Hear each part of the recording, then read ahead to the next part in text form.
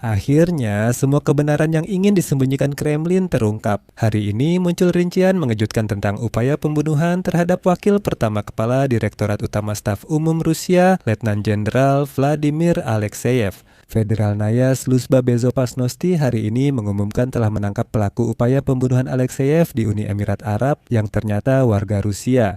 Federalnaya Sluzhba Bezopasnosti menyebutnya sebagai pelaku langsung upaya pembunuhan tersebut, sementara satu pelaku lainnya telah ditangkap di Moskow. Mereka juga mengumumkan seorang wanita dari Ukraina atau yang melarikan diri ke sana dicurigai terlibat dalam upaya pembunuhan itu. Dan sekarang Federalnaya Sluzhba Bezopasnosti menyatakan bahwa penembak yang ditangkap di Emirat datang dari Ukraina dan bertindak atas perintah Dinas Rahasia Ukraina. Tentu saja bagaimana mungkin tidak begitu? Tapi tiba-tiba muncul detail yang tak terduga. Rekan yang ditangkap di Moskow bekerja di perusahaan milik Federalnaya Sluzhba Bezopasnosti yang memproduksi alat pengawasan. Sebuah kejutan tak terduga. Kini Dinas Rahasia Barat meragukan keterlibatan Ukraina. Kemungkinan besar ini urusan internal. Ada satu kejutan lagi di sini. Alekseeva dikaitkan dengan penumpasan pemberontakan Prigozhin pada tahun 2023. Mari kita bahas seluruh cerita ini sekarang. Saya Alexei Peci, mari bahas topik ini bersama. Tapi sebelum kita mulai, saya minta kalian untuk subscribe ke channel ini. Beri like, tulis komentar apa saja, dan juga follow channel Telegram saya, Peci News. Linknya ada di deskripsi video ini. Mari kita bahas, di Uni Emirat Arab, pelaku percobaan pembunuhan Letnan Jenderal Vladimir Alekseyev, wakil pertama Kepala Direktorat Utama Staf Umum Rusia, telah ditangkap. Menurut Dinas Keamanan Federal Rusia, tersangka adalah warga negara Rusia kelahiran 1960. Federalnaya Sluzhba Bezopasnosti menganggapnya sebagai pelaku langsung kejahatan tersebut. Menurut data dari Komite Investigasi, dia berasal dari wilayah Ternopil dan tiba di Moskow pada akhir Desember 2025 atas perintah Dinas Intelijen Ukraina. Bagaimana menurut Anda tentang legenda ini? Ia bukan hanya orang Ukraina, tapi juga dari Ukraina Barat, tempat asal Bandera Sejati. Federalnaya Sluzhba Bezopasnosti lalu merilis rekaman kamera pengawas yang menunjukkan kecerobohan para pelaku percobaan pembunuhan. Mereka tampak sengaja membuat semuanya agar Federalnaya Sluzhba Bezopasnosti mudah menemukannya. Dalam rekaman itu, diduga pembunuh melemparkan senjatanya ke tumpukan salju, lebih tepatnya dengan hati-hati menyembunyikannya di sana lalu pergi menggunakan transportasi umum. Komite investigasi menjelaskan bahwa di lokasi ditemukan pistol sistem Makarov dengan peredam suara dan 3 peluru. Nah, jadi mari kita nikmati video ini bersama-sama.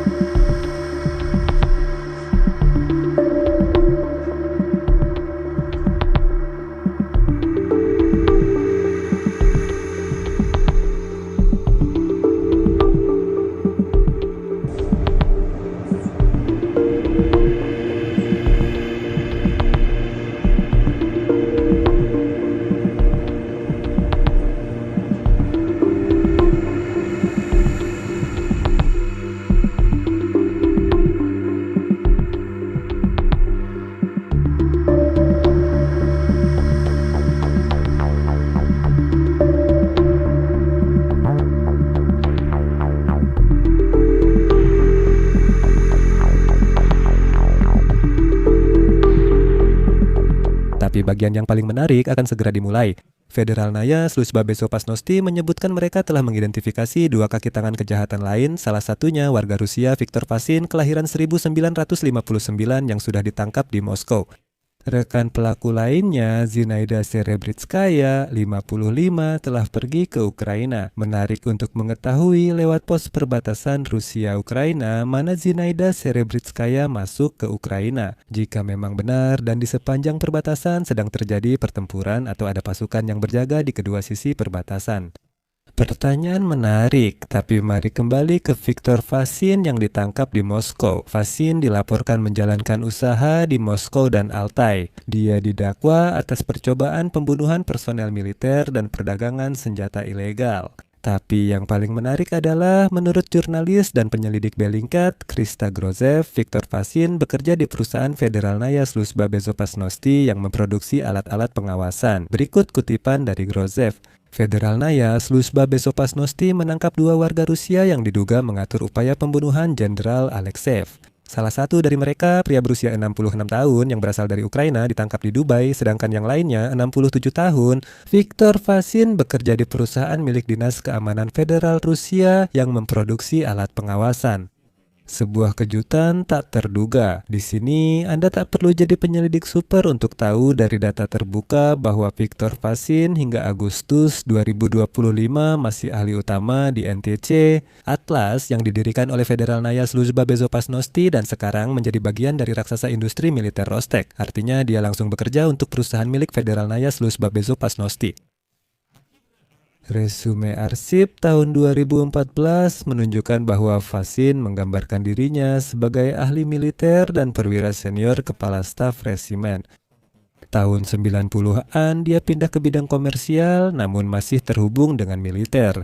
Karena itu penting diingat Federalnaya Sluzhba Bezopasnosti pada dasarnya menemukan orang mereka sendiri.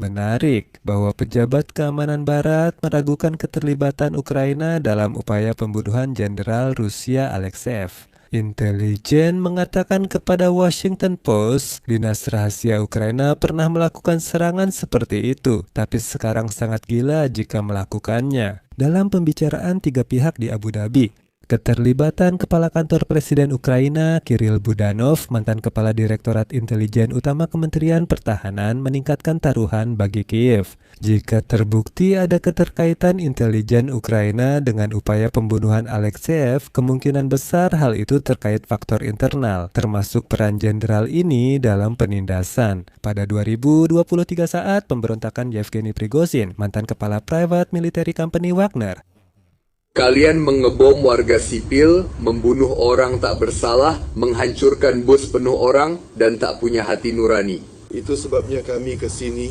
ingin mendapatkan Kepala Staf Umum dan Shoigu. Sampai mereka datang, kami tetap di sini, blokir Rostov, lalu menuju Moskow. Letnan Jenderal 64 tahun itu ditembak setidaknya 3 kali di pintu masuk rumah di Jalan Tol Volokolamsk, Moskow 6 Februari. Alekseev dirawat di rumah sakit dalam kondisi parah. Sayangnya pada hari Sabtu media pemerintah melaporkan bahwa dia berhasil menjalani operasi dan sudah sadar. Komite investigasi menyelidiki kasus percobaan pembunuhan, upaya terhadap nyawa militer, dan peredaran senjata api ilegal. Alekseev adalah pahlawan yang menjabat wakil pertama Kepala Direktorat Intelijen Utama Rusia sejak 2011.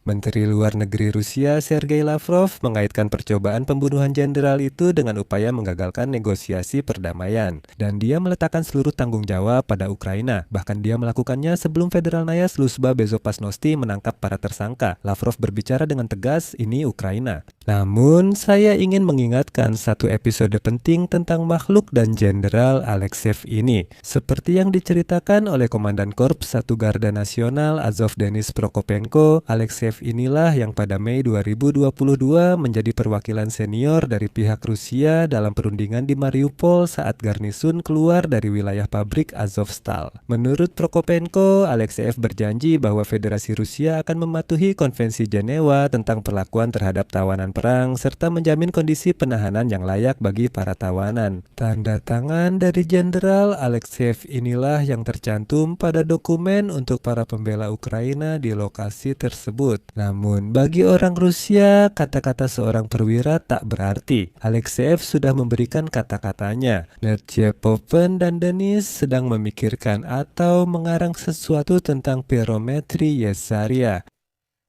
Menurut Alexeyev, ucapan perwira itu omong kosong, tapi karena ini Rusia, tak ada yang bisa diharapkan. Selain itu, menurut data dari Direktorat Intelijen Utama Kementerian Pertahanan Ukraina, Vladimir Alexeyev bertanggung jawab atas persiapan data untuk serangan terhadap objek sipil di Ukraina. Juga terkait penyelenggaraan referendum di wilayah Kherson. Silakan ambil kesimpulan sendiri. Di sini saya akan mengakhiri dengan titik-titik. Pendapat dan kesimpulan Anda silakan tulis di kolom komentar di bawah episode ini. Jangan lupa subscribe channel ini, tekan tombol lonceng, dan jangan lupa beri like jika episode ini bermanfaat atau menarik. Anda bisa mendukung kami lewat donasi atau langganan berbayar di tautan pada deskripsi video. Saya akan sangat berterima kasih atas dukungan apapun dari Anda. Sampai di sini dulu, jaga diri Anda. Sampai jumpa.